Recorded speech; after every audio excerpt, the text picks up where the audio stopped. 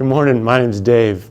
I'm glad to spend some time with you. I'm going to talk about the taboo topic of money as it relates to the Bible. But oftentimes when churches bring up the topic of money, it's challenging, and so I'm going to just share some personal opinions about my experiences with money, my journey, a little bit about how I got to where I am today. The thing that I don't want to lead into or talk about is the idea of prosperity gospel. I have a real check when I talk about prosperity gospel. I'm not a fan of that topic. It seems to me it's another gospel that's not applicable in all communities or cultures. For example, I was in Central America, Guatemala, a couple of weeks ago, and I wouldn't be able to walk into a Guatemalan church made out of mud bricks and a dirt floor and tell them that God wants them to be rich and what that even looks like. And so many times I have seen the message told to the church about how God wants us to be rich. And there's so many other alternatives where we're called to follow after Christ who suffered. And a promise from Jesus that said, in this world you're going to have tribulation. So to say that the Bible says or God wants us to be rich, to me is that's a real distraction from what the true message of the gospel is. In fact, Jesus talks about what he calls true riches, and we'll get into that a little bit. I do remember, though, that Paul was writing in the New Testament to the Corinthians in chapter 16, and he told them, I want you to take up a collection so I can take it to another place. So the principle of the church taking up collections so that others' needs can be met is age-old in the text. There was a need in the early church, just like there's a need today, to take care of the people that serve full-time in the ministry. The folks, the 11 disciples, those who stayed on full-time, needed to eat. They needed a place to stay. They needed a wage, if you will.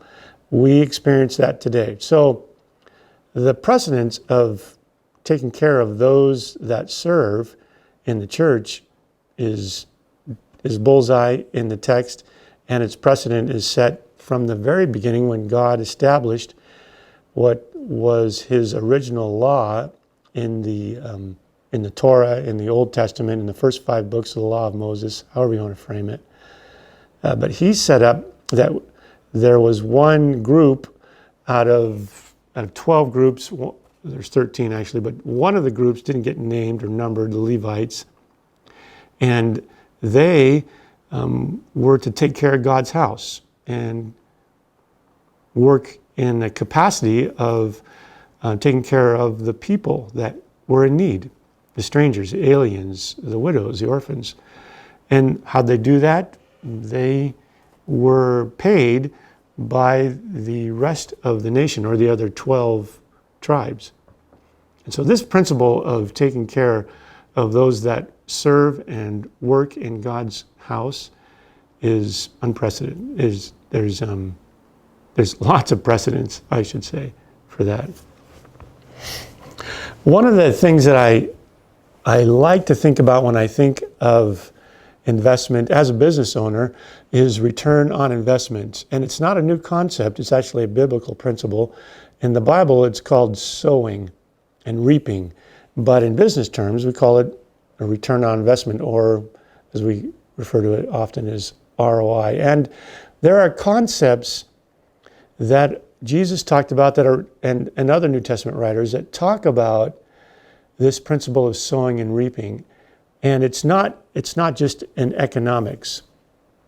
For example, let me first qualify this idea of sowing. It's an agricultural term, and before the John Deere tractor and mass agriculture, in years past, in order to sow a field, a bag of seed was attached to the sower, if you will, and in that he'd reach into that bag of seed and he'd throw out an array or a spread of seed, and he'd walk through a field and he'd do that, and his name was the sower. That was his trade. Could it be, in my imagination, that his trade was that he was a professional sower, so he had the gift or the talent for throwing out seed evenly, smoothly, not wasting any, and being excellent at that. So they called him the sower. I don't know, I made that up, but I think that's possible. And so in this case, we read parables like the sower went out to sow. I was told there's a story about that. So sowing or investing is a common agricultural term throughout the New Testament. We don't sow so much, gardeners do. I don't personally. I go to the store and buy vegetables, and so I'm not familiar with the art of sowing, but I know somebody does, and I'm grateful for them that do that. The idea of sowing, therefore, originally wasn't necessarily fiscal, that I would invest money into a stock and I would find that it has a return. I wouldn't buy a piece of property, hold it, and then turn around and sell it and expect an improvement for my investment. The idea of sowing, similar to, was that the seed would go in the ground and it would produce fruit, and then you would be able to live off that and perhaps sell and make an income. But that's economic, food. But what about sowing things like forgiveness? There's a principle that Jesus talked about in Matthew 6, that in this arena of forgiveness, he said, if you sow forgiveness, then you'll reap forgiveness. Likewise, he said, if you don't forgive others, then you can't be forgiven. And so this idea of investing or sowing forgiveness and reaping forgiveness. Another thing that he said, same principle, mercy.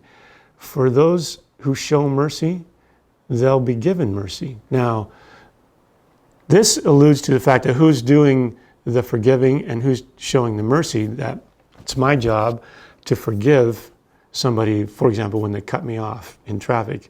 If I can practice this art of I forgive you, which is I'm not successful at all the time, then when I need to be forgiven, I forget to call my wife and I come home late and I say sorry, and something's broke and I need forgiveness either from my wife or from, specifically from God. And then I go to God and say, I need forgiven, Lord. And he said, well, remember that guy who cut you off, that you refused to forgive, or that person who offended you, or that person that fill in the blank, and you never forgave them. Then the terms are, in the New Testament, based on Matthew, is that if I'm not willing to forgive, then I don't have the right for forgiveness. It's a sowing and reaping. It's an ROI in this is my interpretation. Mercy being the same thing. If I show mercy to others, then I'll be shown mercy. And so I believe that God does some accounting. I watched a movie the other day, and the person in the movie was explaining his opinion of God, and God was a cosmic accounting. I don't believe in a cosmic accounting, he called it, but I believe that based on God's terms and principles, that he says that if you do this, then you do that. He's got to be keeping track. In Proverbs, which is really what we've been talking about the last few weeks, there's a real pivotal text in the 19th chapter, Proverbs 19, verse 17, which I think is really interesting. God says that when you give to the poor, you are lending to God. Now, if I'm going to lend money to somebody, I'm going to make an account of it. And sometimes I have in the past written up an agreement letter, and we formalize it. And so this idea of lending merits an accounting. And so if I'm going to lend to the poor, if I'm going to give to the poor and somehow lend to God, that implies that he's going to give back to me. I think that's really at the heart of what I want to share today, that if we give to the poor, it's lending to God. And all of the implications that particular verse has is really insightful. Why would I give to the poor? When I drive up to the stop sign near my work and there's a guy holding the sign, I don't typically give money. It's my personal conviction. But I will offer to purchase his sign.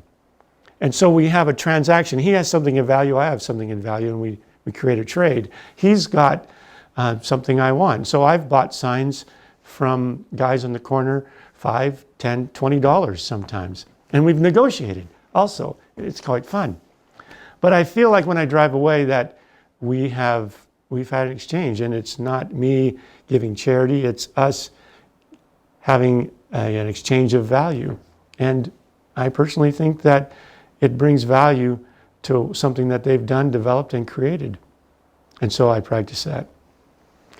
The idea that giving to the poor is lending to God suggests that there's an element of faith there. I don't know when God is going to repay that investment I made to that guy holding the sign. And I don't have an accounting of the day that I got my $20 back. Or was it with interest? Maybe it's $22.50. But I have faith that if God says that if you're going to give to the poor, I'm going to repay you, that there's something in that magic that he keeps track of.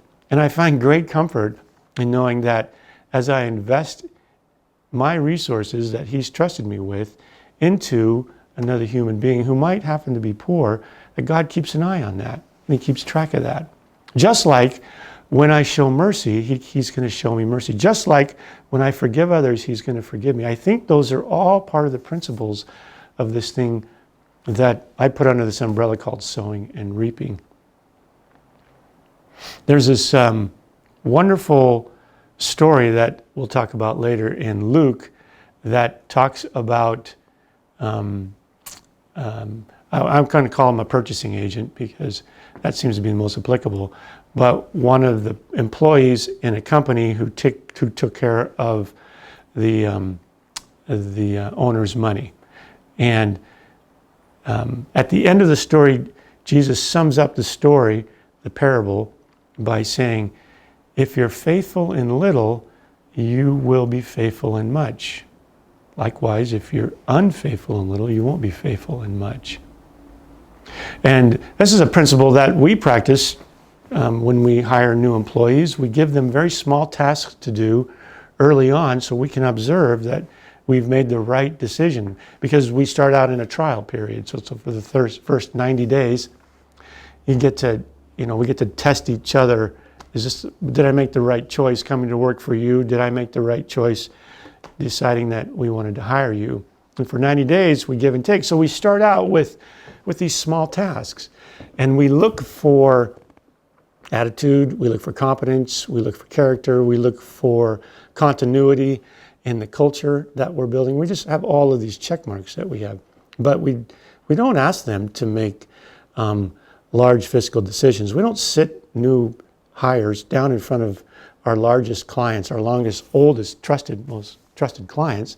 And so we start out with very small tasks, and we just watch for this same principle, if they're going to be faithful in those little things. And so it's just, we practice it without knowing it's a biblical principle, But it says, Jesus says it as a matter of statement. If you're going to be faithful in little, you're going to be faithful in much. My wife and I, we still pick up pennies. I learned that from my dad. My dad, born in the 40s, and he was a successful businessman. When he died, he had, a very comfortable estate. But all the way till his death, he still stopped and picked up pennies. I learned that from him, just because a penny has worth and has value. And so it's kind of a funny thing about us.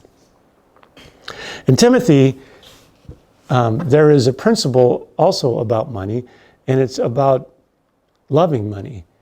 I went to a conference earlier in my career, and I was in an audience of vendors, and it was, I think it was in Nevada. I think it was in Reno, or like Las Vegas. But there was dancing girls, and there was lights, and there was a stage, and there was an MC, and there was music. And the opening night, right after the dancing girls, the MC came out in a very nice suit and a great radio voice, and he said, "How y'all doing tonight?" And then he went right into saying, "Why are we here?"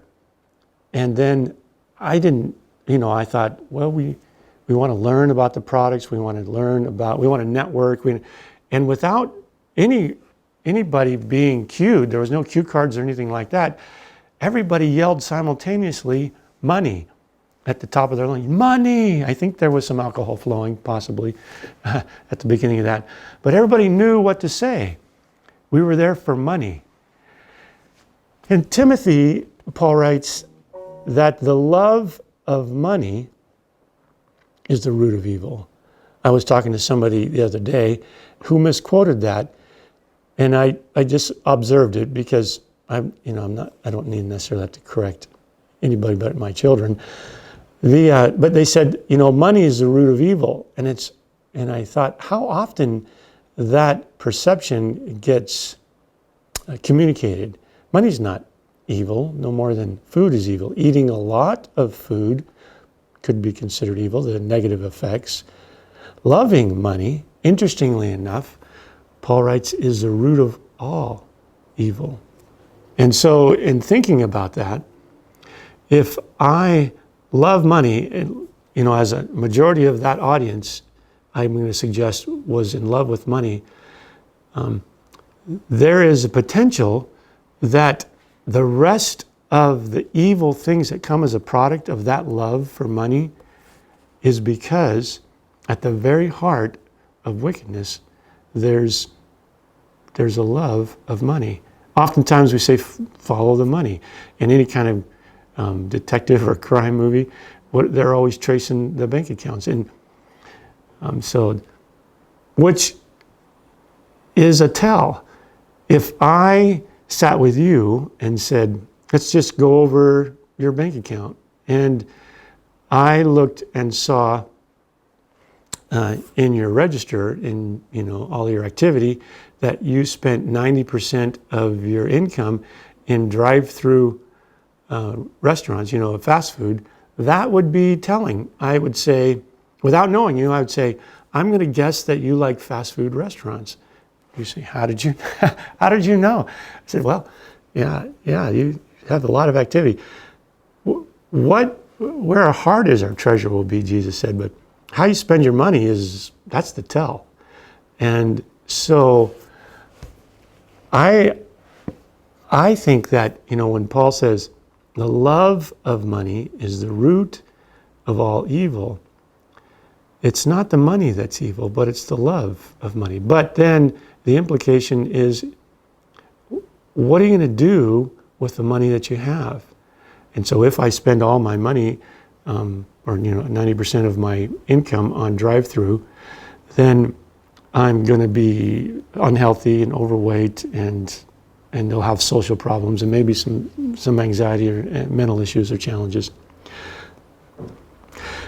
Which takes me to the next topic. There's a beautiful story in Matthew, in the chapter 25, that Jesus talks about, and it's about three, let's just call them managers, and the business owner he makes an investment into each one of his managers, into one, let's just give round numbers.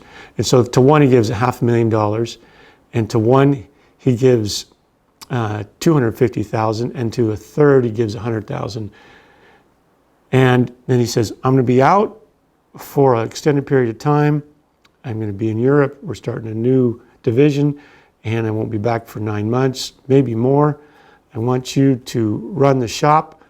And with this investment that I've made in you, I want to see what you do to it. Part of it, we don't hear in the story that any expectations were given. I want you to get a 4% yield or what to do with it. But it just says that the investment was made and he left. So he left.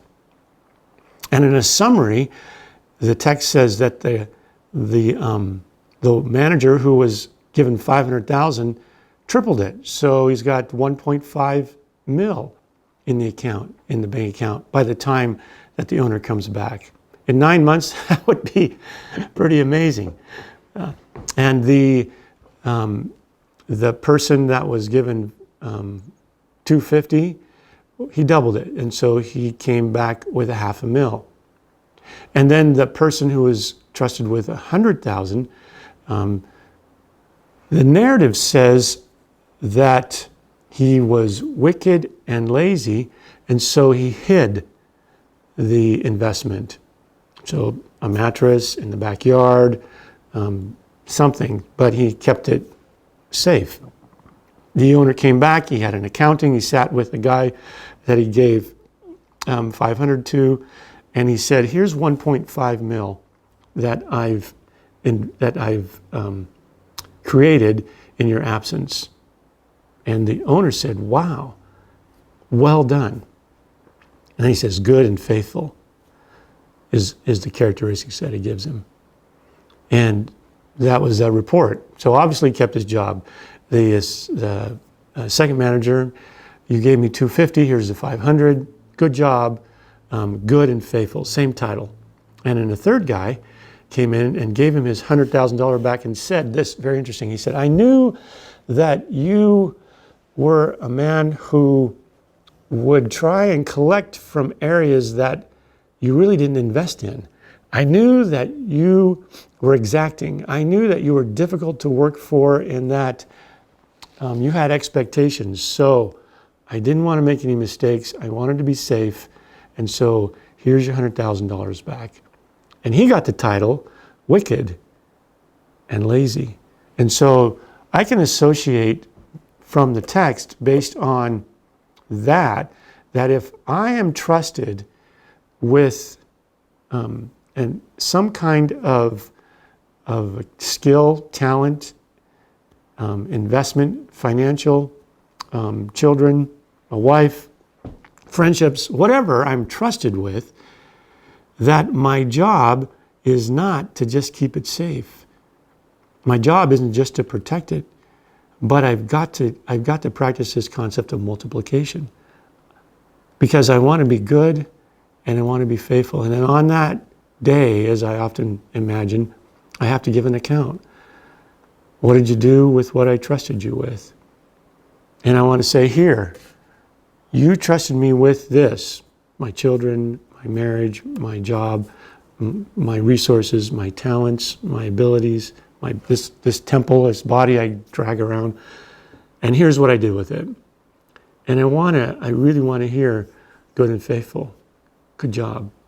I don't want to hear wicked and or lazy. And so the proverb talks a lot about this idea of sowing and reaping. It's sewed up in a couple of parables that we can read. I'll read it to you in Proverbs 28:19. Those who work their land will have abundant food, but those who chase fantasies will have their fill of poverty. Could I say those who play video games all day will have their fill of poverty? I don't know.